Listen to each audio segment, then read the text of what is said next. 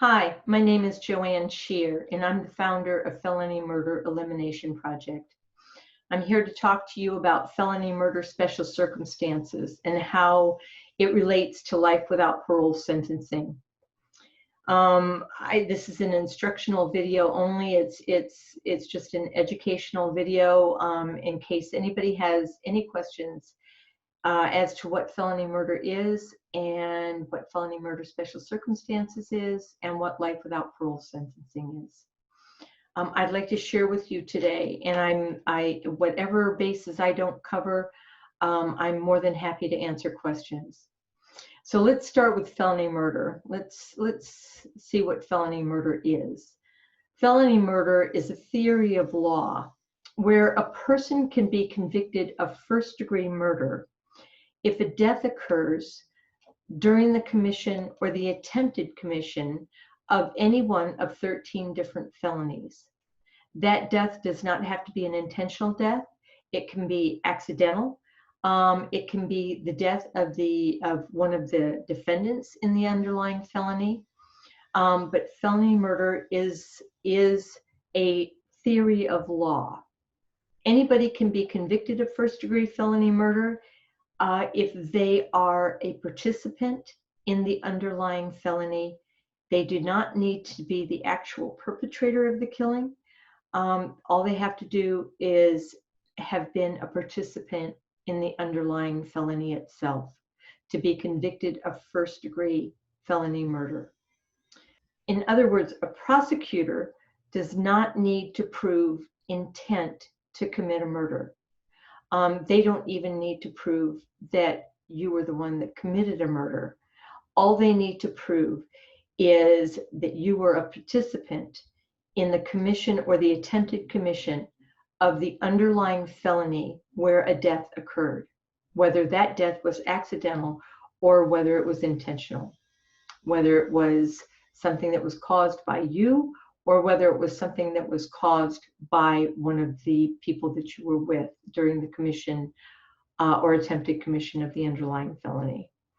There are 13 felonies that fall under the felony murder rule. I won't list them. I will be showing a document in just a little bit so that you can see the felonies. But the top two that are most commonly used are robbery and burglary. Those are the top two that a prosecutor will use to charge someone with felony murder. Felony murder stands in stark contrast to a traditional murder charge. Okay, so if you can call it a traditional murder charge, if a prosecutor is going to charge someone with first-degree murder, the prosecutor must prove intent and premeditation to charge and convict someone of first-degree murder. That is in contrast to felony murder. Prosecutors does not have to prove intent for felony murder, but he has to prove intent in a traditional first-degree murder. I'm going to share my screen right now so that you can see in writing what I'm talking about. So hopefully everybody can see this. We were talking about felony murder and traditional first-degree murder charges. If you'll take a look at these two boxes right here, in order for a prosecutor to charge a person with first-degree murder, and in order for him to convict, that prosecutor must prove that a defendant premeditatively and with intention killed another human being. The sentence for a conviction, a first-degree murder conviction, is 25 years to life, which means that during the course of that 25 years to life, that person will be given the opportunity, perhaps many opportunities, to come before the parole board and prove that they have been rehabilitated and that they are safe to enter society, to re-enter society. They will be given that opportunity. If you are charged with felony murder special circumstances, the mandatory sentence for a person convicted of felony murder special circumstances is either a death penalty or life without the possibility of parole, which is a death sentence. That person who is serving life without parole will never be given the opportunity to come before the parole board and prove that, prove rehabilitation, or be given the opportunity to ever re-enter society again. So it is a virtual death sentence. There are only two outcomes for this felony murder special circumstances. And keep in mind, again, a prosecutor only needs to prove that a defendant participated in the underlying felony during which a death occurs, and they do not have to be the one that caused that death. Before I move on, I want to talk about felony murder special circumstances, because what felony murder is felony murder is a theory of law. Okay, so that's what a prosecutor uses to charge a defendant. Okay, he or she can either charge a defendant with first-degree murder, or they can charge a defendant with first-degree felony murder. Again, felony murder is the easiest murder conviction to win for a prosecutor because they do not need to prove intent to kill, whereas a traditional first-degree murder charge requires a prosecutor prove an intent to kill. So felony murder special circumstances is the sentencing law that mandates that a capital punishment of the death penalty or life without the possibility of parole be imposed on a person who has been convicted of felony murder. Okay? So there are right now, as of July 2018, 5,206 people serving life without the possibility of parole sentences in California. Of those 5,206 people serving life without parole, 3,711 of those people were first-time offenders, which means that they had never been convicted of a crime before. This was their first-time offense. 3,711 of those 5,200 were first-time offenders. 3,221 of those 5,206 were people who were 25 years or younger at the time of the commission of the crime. 68% of those serving LWOP are Black or Latinx, and the most common age at the time of the crime is 19 years old. So the most common age of a person committing a crime for which they are convicted of first-degree felony murder special circumstances, they were 19 years old. They will spend the rest of their lives in prison without ever having the opportunity of coming before the parole board. There are over 200 women and trans people serving life without parole sentences, many of whom were convicted under the felony murder rule. Every single person who is doing a life without parole sentence or who is sitting on death row has been convicted of a special circumstance. I'd like to move us to the next document, and I'd like to talk about the discriminations against people who are serving life without parole sentences. When you are convicted of and given a life without parole sentence, your immediate placement in prison is to the highest level 4 prison in California. A level 4 prison means that it has got, it is the most highest security prison in the state of California. It doesn't matter whether you were a first-time offender. It doesn't matter if you were only 18 years old at the time of the crime. It doesn't matter how old you are. It doesn't matter how many times you've been to prison.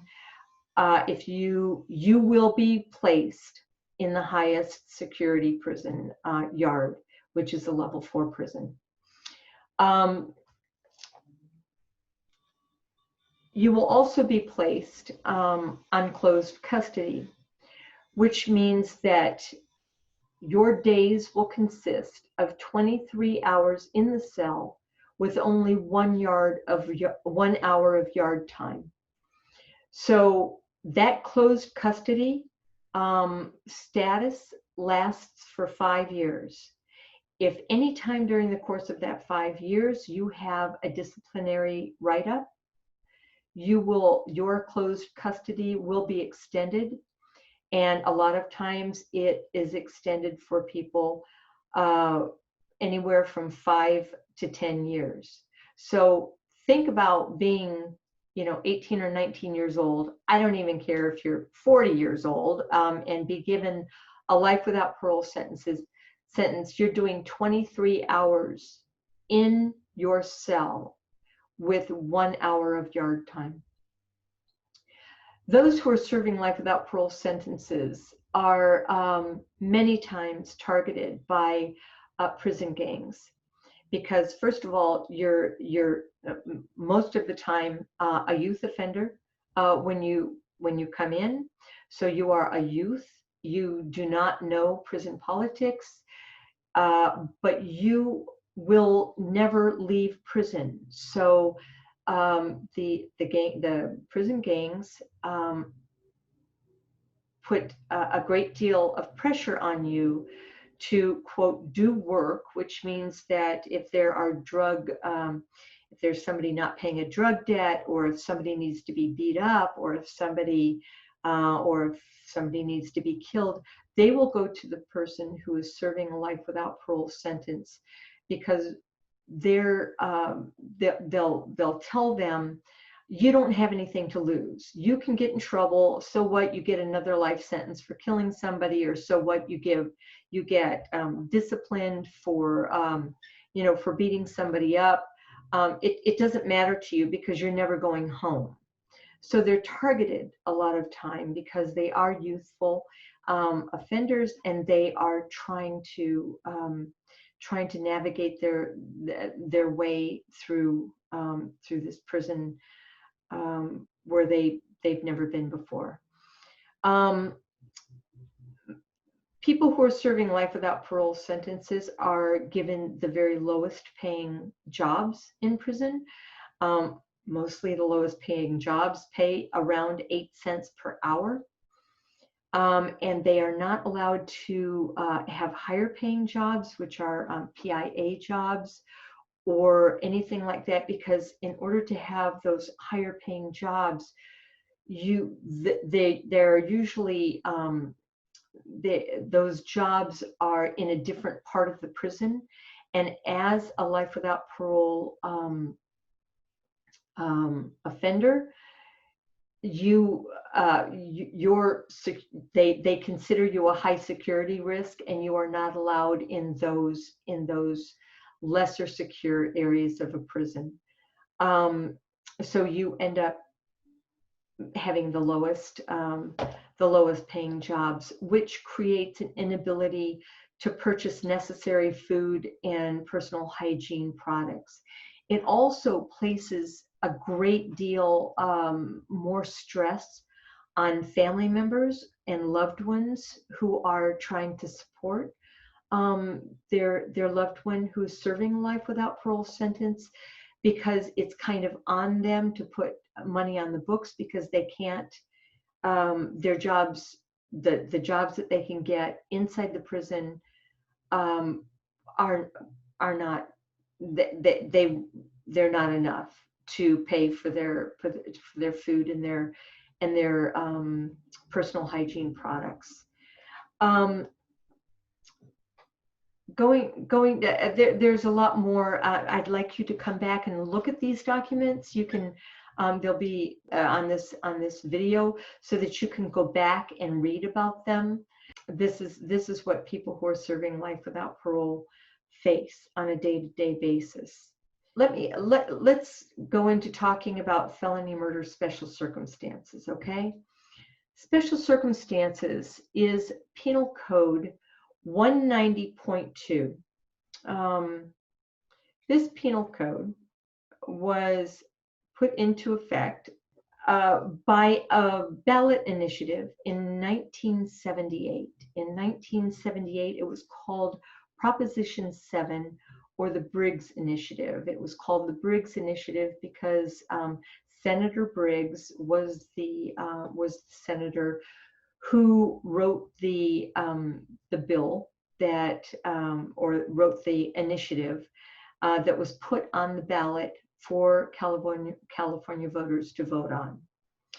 And this Penal Code 190.2, again, is the sentencing law that mandates, if you read here under 190.2a, it says that this is the penalty for a defendant who is found guilty of murder in the first degree. Remember, that's a traditional first degree murder or a felony murder, is death or imprisonment in the state prison for life without the possibility of parole if one or more of the following special circumstances has been found to be true.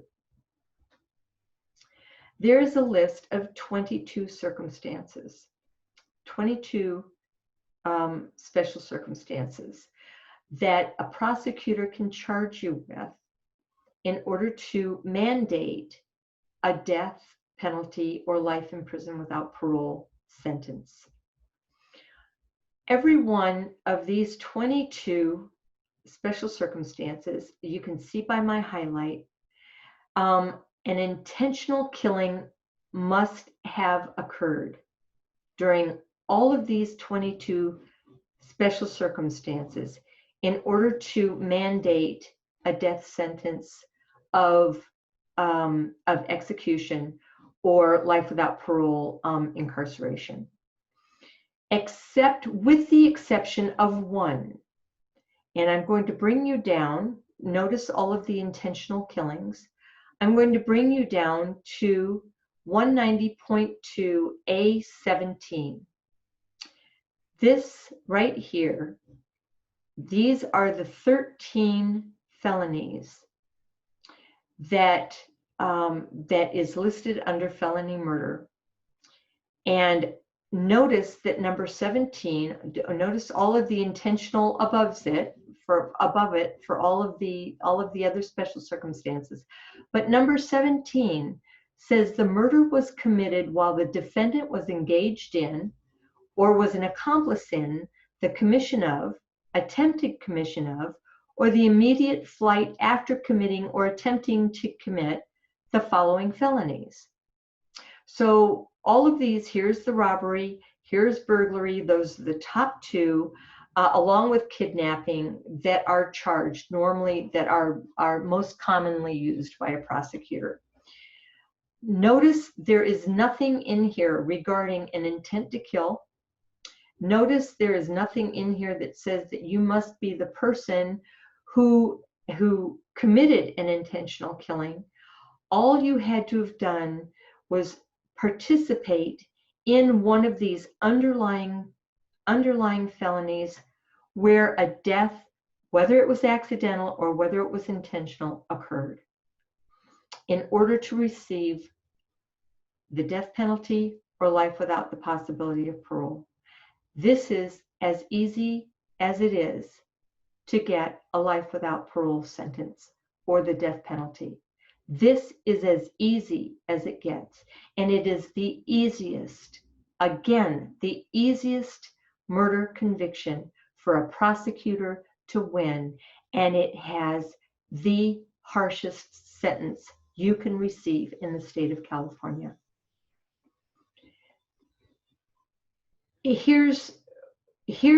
I would like to talk about SB 1437 right now. Senate Bill, as a lot of you know, Senate Bill 1437, the felony murder bill, was passed in 2018. Senator Nancy Skinner and authored the bill. Restore Justice was the sponsor of the bill, along with many co-sponsors. Felony Murder Elimination Project was one of them. This was a huge, huge win in chipping away at felony murder. What it did, what SB 1437 did, was it eliminated the ability of a prosecutor to find a minor participant guilty of first-degree felony murder. So if you drove your two friends to pick up drugs from somewhere, and you were sitting in the car waiting for them as they went out inside to buy drugs, and there was a fight that ensued inside, and somebody died during that commission of a felony.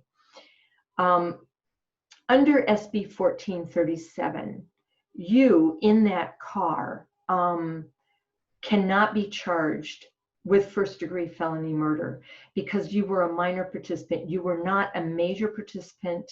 You were not inside the building. You were in the car and played a minor role. That it was a huge win for felony murder in chipping away at felony murder. The only thing that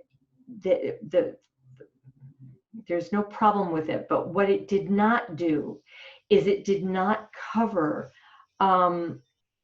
felony murder special circumstances. And the reason it did not is because special circumstances was put into play by a ballot initiative, by a voter initiative. Anything that is won by a ballot initiative changes the Constitution, changes the California Constitution.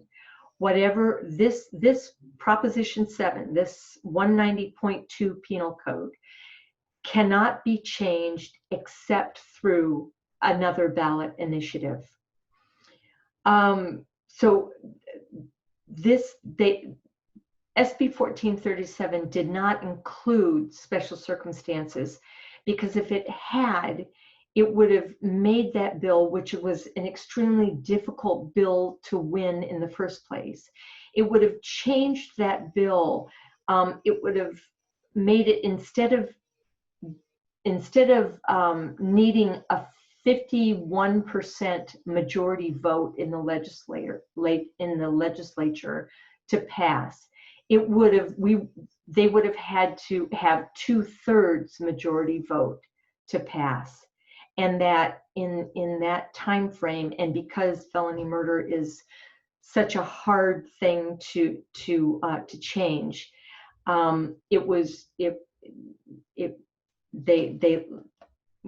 felony murder special circumstances was left off of that bill, and it was a huge win. It was a historic win.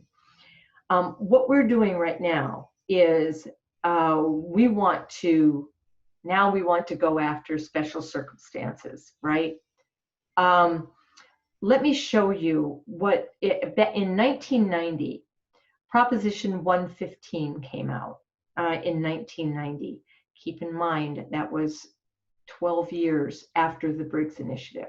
So in 1990, Proposition 115 came to the voter onto the ballot. And what it did was it made a lot of complex and significant changes to felony murder, along with a lot of other things. But because Proposition 115, delete, because of how it was written, we can change through a 2/3 legislative vote. We can change certain portions of Proposition 115. Right here under 190, this is the same 190.2, but we're getting here's the 22nd special circumstance, right? I said that there were 22 special circumstances. Here's number 22. Notice all of the intentionallys, right? Except for felony murder, number 17.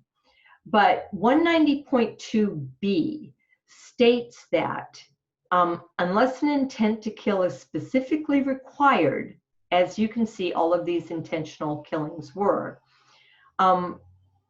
for an actual killer need not have had any intent to kill at the time of the commission of the offense in order to suffer death or confinement in the state prison for life without the possibility of parole. So this is saying that we don't have to prove that you had, even if you were the one who perpetrated the killing during the underlying felony. We as a prosecutor don't have to prove that you intentionally killed. You could have pushed somebody down and they died by hitting their head, or somebody could have had a heart attack during the commission of this robbery. We don't have to prove that you had an intent in order to give you a death sentence. This is what B is stating. So B was added by Proposition 115. C was added by Proposition 115, which means every person, not the actual killer, who with the intent to kill, this is the only intent that you will find in felony murder, is under 190.2c, who with the intent to kill aids and abets any actor in the commission of murder during the underlying felony, okay? And then they also added D, which says that every person, not the actual killer, who with reckless indifference to human life and as a major participant during the commission of the underlying felony can be given life without parole, or the death penalty, can be given a death sentence. I'm just going to call it what it is. They can be given a death sentence. They will be given one or the other of the death sentences. Now, when we talk about reckless indifference to human life and a major participant, what this means is that a major participant is not me in the car waiting for my friends inside. It's my two friends inside. So if you could be found to be a major participant, or somebody who had more of a participation than the getaway driver, or the guy or the person who's looking out, who's being the lookout, it doesn't matter that you haven't killed anybody or had any intent to kill anybody or an intent that somebody should die. All you have to be doing is being a major participant in that commission of the underlying felony. Reckless indifference to human life, it's a very, very vague, broad term that's very, very easy. It's simply a jury instruction. Both of these, reckless indifference and major participant, are jury instructions, and they are not spelled out in the jury instruction. All a jury is asked to do is, do you find that this to be true? Was this person in the house or in the bank when it was robbed? If they've done their job, they've proved that you were in the bank while it was robbed, or in the house while it was being burglarized. They've done their job. So all a jury has to do is say, yes, we find that true. And you will automatically, that person who has been convicted will automatically be given one of those 2 death sentences. That is as easy as it is. What we can do legislatively, because a ballot initiative is so difficult and takes so much money and takes such a long time and requires such an enormous outlay of money, we want to change it legislatively. It was written into Proposition 115 that we can change through a 2/3 majority vote in the legislature. We can change B, C, and D. We can eliminate it. We can do whatever we want. We can make it so that a prosecutor has to prove intent in order for anybody to be given a life without parole or death penalty. These 3, B, C, and D, these 3 are most often used. We call them felony murder special circumstances because they specifically have to do with not having to prove intent to kill. But in order for somebody to be found to be convicted of another one of special circumstances, of one of the other, as an aider and abettor, they can use this 190.2D in order to find that person was a major participant or acted with reckless indifference for another special circumstance, some other than 17 felony murder. But for the most part, these are felony murder special circumstances. We can change these. That's what our goal is. We can't change all of Prop 115. We can't change all of those 22 special circumstances. We can't even change number 17, because number 17 and the rest of them or most of the rest of them were done by the Briggs Initiative, by Proposition 7. But B, C, and D, we can change through 2/3 vote in the legislature. And that's what we want to do. I just want to take you down real quick to show you what Proposition 115 looked like in 1990. It was done in 1990. It was Proposition 115. This is the summary page, and this is the analysis by the legislative analysts. This is the summary that they do when they're reading an initiative and trying to simplify it by doing an analysis of what this is doing. If you look at the proposal, and this, remember that this went to voters in California to vote on. It says the proposal makes numerous significant and complex changes in criminal law and in the judicial procedures that must be followed in criminal cases. I don't know about you, but before my son was convicted of felony murder special circumstances, before I ever came across felony murder, before I knew, I would not have the slightest clue what criminal law was, what that entailed, what judicial procedures should or should not be followed in criminal cases. But this proposal was sent out to every person in California to vote on. And most people do not know enough about our criminal justice system or our criminal laws or our judicial procedures to make an informed and educated decision.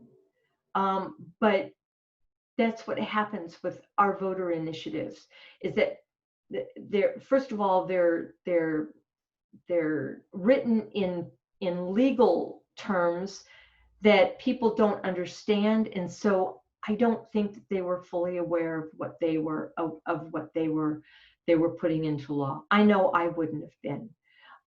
Now I of course know better. And again, what Proposition 7 had was it did have 190.2b. And this states that every person, whether or not the actual killer found guilty of intentionally aiding any actor in the commission of murder. It deleted this, and Proposition 115, it deleted B and replaced it with this language, and then added C and D. And these three things that I just showed you can be changed by a 2/3 vote of the legislature.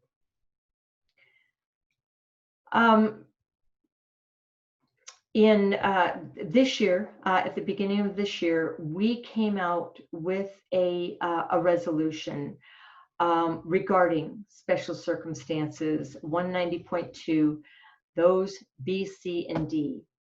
We had a resolution that we were seeking an author for, and that resolution is right here. We were unable to find an author, and then before COVID-19 hit, and it is our and the intent of the Drop LWOP Coalition to have a bill regarding special circumstances, regarding felony murder special circumstances, going forward. We hope next year to be able to find an author for a bill who would champion a bill, even though it requires a 2/3 vote. We know that it can be done. We know that it must be done. And we are going to be working hard to get that done. So you can read this resolution here. Again, it is unauthored. It was just a proposal, and you can read it here.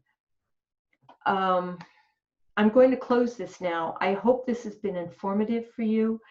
I ask that you reach out to me or to anybody in the Drop LWOP Coalition with any questions you have regarding felony murder, regarding felony murder special circumstances, regarding life without parole sentencing. We would be more than happy to answer your questions. You can reach me, Joanne Scheer, at felonymurderproject@yahoo.com.